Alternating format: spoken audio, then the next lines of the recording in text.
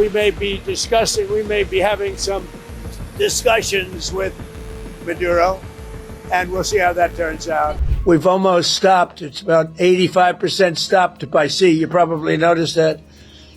People aren't wanting to be delivering by sea, and we'll be starting to stop them by land also. The land is easier, but that's going to start very soon. We warned them, stop sending poison to our country.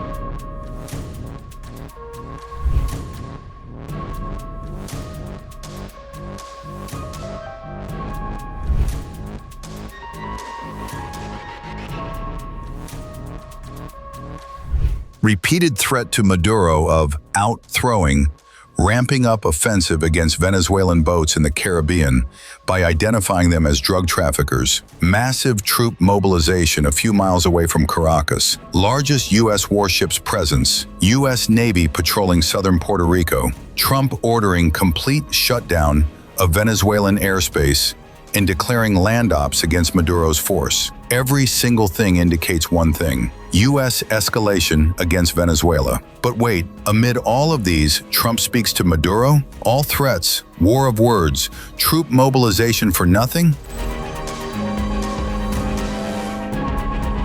U.S. President Donald Trump spoke to Venezuelan counterpart Nicolas Maduro last week and discussed a possible meeting, the New York Times reported.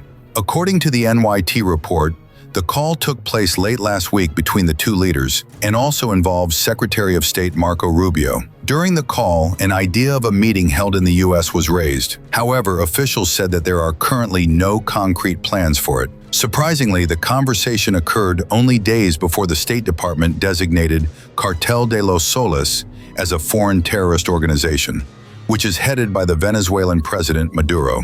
This phone call's revelation surfaces while Trump maintains his bellicose rhetoric against Venezuela, yet simultaneously considers diplomatic avenues. Although Trump had signaled openness to a discussion with Maduro, the Times now says that such a discussion has already occurred.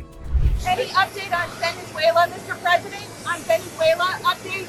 No update on Venezuela. With the designation of that cartel associated with Maduro, does that mean that the U.S. government can target Maduro's assets or infrastructure inside Venezuela? It allows us to do that, but we haven't said we're going to do that. And we may be having some discussions with Maduro, and we'll see how that turns out. They would like to talk. Amid all the developments, what is baffling is that, despite the diplomacy talks, the U.S. has been continuously boosting its military presence in the Caribbean, officially to counter drug smuggling, even as it signals that it may seek to push Maduro from power, including by military means. The latest development reported that the U.S. Navy patrolled southern Puerto Rico on November 29th, creating further pressure on Venezuela. Trump on November 29th also ordered a complete shutdown of Venezuelan airspace. Taking to Truth Social, Trump wrote, "To all airlines, pilots, drug dealers, and human traffickers, please consider the airspace above and surrounding Venezuela to be closed in its entirety." The Venezuelan government described Trump's remarks as a colonialist threat to its sovereignty and a breach of international law, and also asserted that it demands respect for its airspace and will not tolerate foreign directives or intimidation. Last week, the U.S. FAA cautioned major airlines about a potentially hazardous situation over Venezuela due to escalating security risks and increased military activity. The New York Times reported in October that Mr. Maduro tried to calm tensions by offering the United States a large share in Venezuela's oil sector and other business incentives. But since he wanted to retain control, U.S. officials ended the negotiations early last month. A White House spokeswoman declined to comment on the call between Mr. Trump and Mr. Maduro, and the Venezuelan government offered no response. However, two individuals close to the Venezuelan government confirmed that the leaders did speak though they requested anonymity because they were not authorized to discuss the matter publicly, according to NYT. How the conversation will shape the administration's dealings with Mr. Maduro remains uncertain. True to his pattern, President Trump has pursued both negotiations and threats in tandem. The administration has also used missile strikes against Venezuelan vessels accused by U.S. officials of trafficking drugs. These actions are consistent with a broader hardline approach toward Venezuela, where Maduro has stayed in office after a 2024 election the United States considers illegitimate. Direct talks between Mr. Trump and Mr. Maduro may signal the start of a move to ease rising tensions, even as the administration seems determined on a result that would see Mr. Maduro removed from power. Watch Trump's latest threat to Maduro of U.S. land ops against Venezuela on Thanksgiving Day. The airmen serving with one of the most feared bomber forces in the world, the U.S. Air Force's 7th Bomb Wing at Dyess Air Force Base in Texas under the auspices and leadership of Colonel Seth Spanier. Colonel, where are you, Colonel?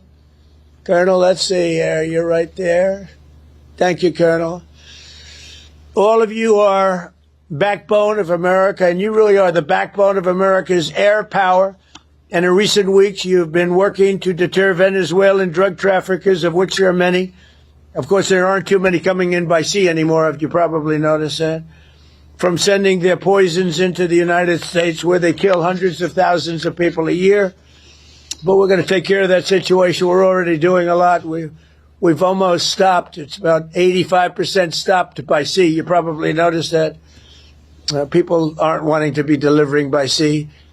And we'll be starting to stop them by land also.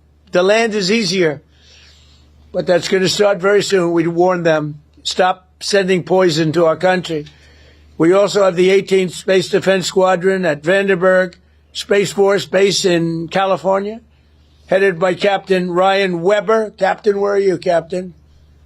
Thank you very much, Captain. Great job. Every day you maintain American dominance on the high frontier. You're the guardians of one of the most important domains we have to protect, and you make us very, very proud of the job you do, Captain. Thank you. Finally, we have the great men of the Coast Guard, and I have to tell you, there are a lot of women in the Coast Guard now, too, and we're happy about that. United States Coast Guard aboard the Coast Guard cutter Forrest Rednar with Lieutenant Commander Alexis Wild. Alexis, where are you? Hi, Alexis. Alexis Wild at the helm. And I'm told that just last month, the Forrest Rednar intercepted a boat with lots and lots of illegal aliens off the coast of California. It was loaded, and then turned them over to the Customs and Border Patrol, and they did it so professionally. The people were very, very impressed with the job you did, Commander, so thank you very much. It was a great job. And thank you for defending our maritime borders with skill and with pride, and the job you do. Amazing.